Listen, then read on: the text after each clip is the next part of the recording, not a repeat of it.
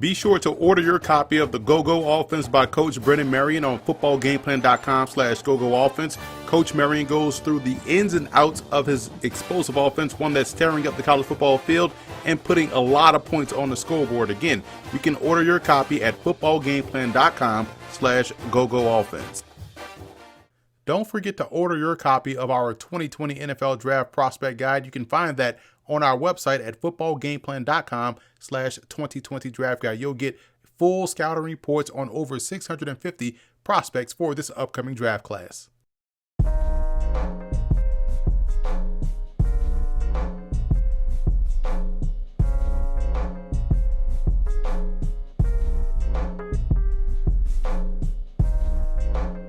Welcome to Football Game Plan, where football makes sense. I'm Emory Hunt, the czar of the playbook. Bring you our 2020 NFL Draft Detroit Lions 7-round mock draft. And before we get started, let's take a look at the mock draft rules.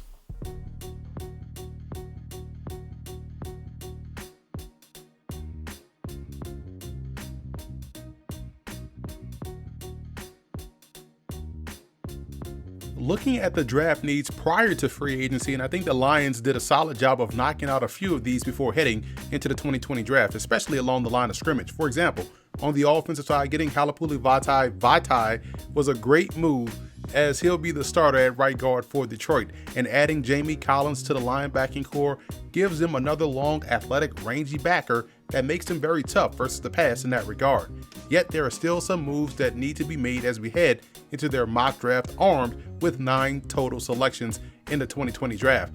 At pick number 3 in round 1, I went with the best corner in my opinion in the draft class, in Jeff Okudah out of Ohio State. He's one of the cleaner cornerback prospects to come into the draft in quite some time and should be an immediate impact player for Detroit.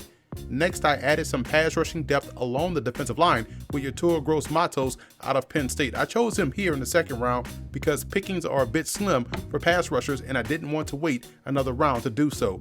In round 3, I took defensive tackle Ross Blacklock out of TCU. I think he's going to be a round 2 guy in the actual draft. He's a fantastic player that can provide quick pressure on the interior. In the same round, I went with the versatile Lynn Bowden out of Kentucky. I think Detroit needs to get a bit more dynamic offensively, and adding versatile players definitely helps with that, and Bowden is a dangerous player with the ball in his hands.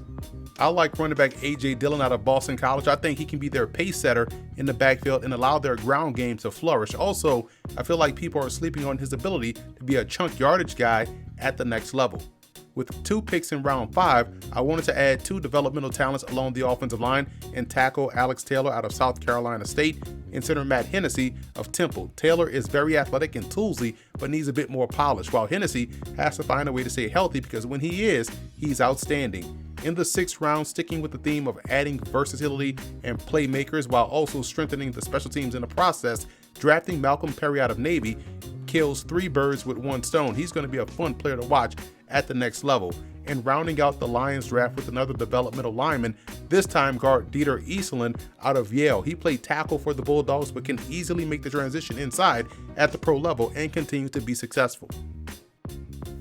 So that's a wrap here for the Detroit Lions 7-round mock draft video. I'm Emory Hunt, the czar of the playbook. Be sure to follow me on all of my social media accounts, and don't forget to check out and subscribe to the Football Game Plan Network, located at youtube.com/footballgameplan.